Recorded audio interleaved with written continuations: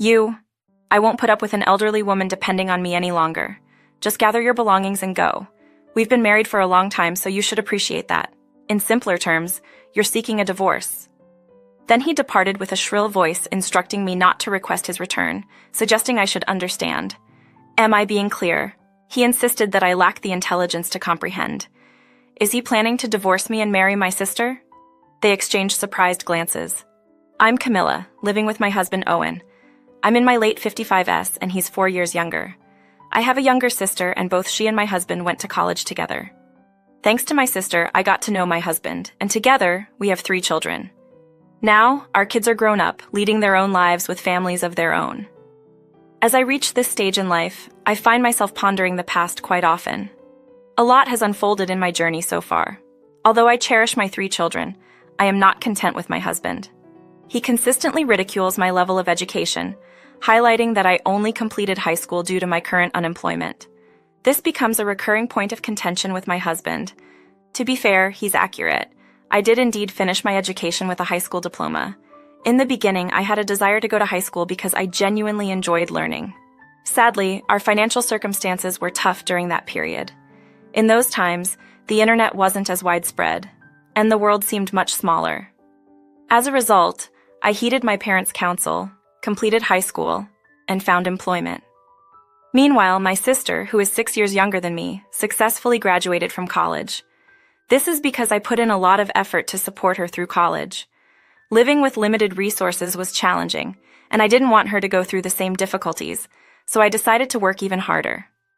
Fortunately, she excelled academically and got into a prestigious university, where my husband was also a classmate. He takes great pride in this fact and often brings up his education during our arguments. Interestingly, when we first met, he never showed this side. We were at the peak of happiness when we got married and had our first daughter. However, as time went on, my joy started to fade. During that period, it was common for people to leave their jobs after getting married. I had intended to quit my job to give more attention to raising our child, but my husband had a different perspective. He wanted me to work full-time while also managing household responsibilities and looking after our child. Interestingly, he had left his job when our first son was born, thinking he would support me becoming a full-time homemaker, focusing on household duties. I felt let down when he didn't do anything. Responsibilities for household chores and taking care of the children continued to rest solely on my shoulders. Even if he wouldn't lend a hand with anything, I hoped he could at least provide financial support for the family. I questioned my capability to raise 2 kids on my own and was anxious about our finances. 4 months after he left his job, I proposed that he should start working again. Instead of being understanding, he snapped back, saying, "Who do you think you're talking to? You're the only one right in front of me. It's been half a year. Are you planning to remain unemployed? You believe you can dictate what I should do? Oh, not this again. Unlike you who finished junior high school, I have higher aspirations. Good for you. So I suppose you'll achieve your ultimate goal soon. If I want a job, I find one and you don't get to decide my job. I have the ability to choose." I shot back, "Oh, really? Then go ahead and pick one." He responded, "I can't. There's no job that I want to do." It appeared that despite graduating from a prestigious university, while he might shine in academics, his ability to earn a living is lacking. Depending solely on his esteemed university degree without taking concrete steps is merely a surface-level achievement. It's high time he adds something substantial to the family's well-being. What kind of nonsense is this? It's unreasonable for me to manage everything, right? You're the person who brought these kids into the world. Express some appreciation. I've stuck with this man for a long time because of the challenges we've faced together. Nowadays, people easily judge and criticize those who get divorced, especially mothers and their kids who often become targets of unnecessary gossip. I don't want that for my family. Now that our children are adults, I think it's okay to part ways. As I near retirement, the thought of divorcing him seems like a positive step, and thinking about it brings a sense of hope for my future. With some extra time on my hands now that the kids are grown, I've been working hard to get ready for my high school equivalency exam.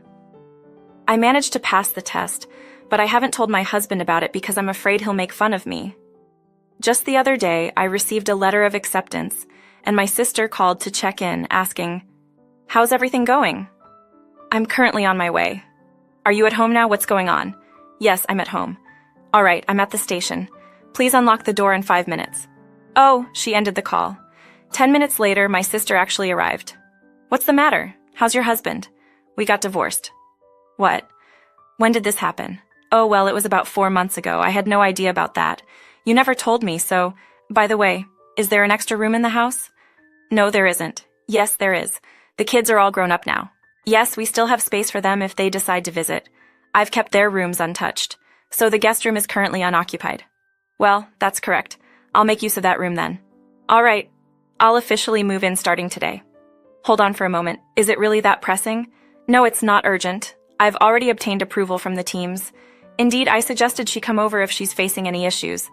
My husband just returned from the convenience store. Why are decisions being made without my input? It's a bit unusual, Anju. Your sister is going through a tough time, and you're expected to support her. This is why people often say that those who have just graduated from middle school can be a bit unaware. You're right, and she doesn't seem to offer help to others. Ava took his side against me, and it's disheartening. Despite my continuous efforts for her, she's still family, but I can't help feeling resentful about it. Despite all this, my position on things hasn't changed. I moved in with Ava, and I'm the sole breadwinner in this family. Ava and Owen appear to be idle every day. When you're staying at someone's house, it's expected to lend a hand. Why isn't Owen doing anything or at least covering his living expenses? Oh, Evelyn, you must have faced challenges after finishing middle school. It's quite surprising how concerned you are about money. I was genuinely surprised, and after a while, Ava and Owen started dating. What bothered me the most was how they treated each other.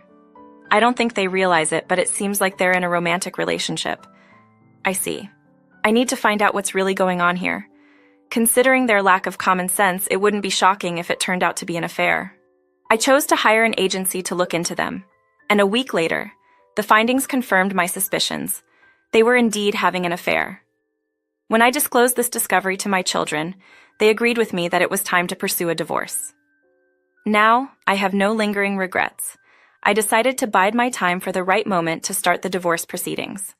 In their absence, I set out on the path to pursue my law degree. This journey began when I was working as a janitor in a lawyer's office. During my time there, a fellow employee shared an uplifting story with me about passing the bar exam at the age of 68. I was genuinely impressed that someone in their 40s could tackle and overcome such a challenge. This story struck a chord with me, and I decided to embrace a similar challenge. The day I retired came, and upon arriving home, I noticed an unusual smile on the faces of Team and Ava. They called me over for a conversation. "I'd like to have a chat with you," Team said. "What's going on?" I inquired. "You retired today, correct? That means you're jobless.